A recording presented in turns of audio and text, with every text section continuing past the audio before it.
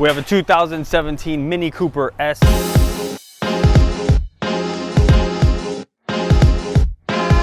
Got a nice chrome Invidia system installed. Let's check out the dusty old one.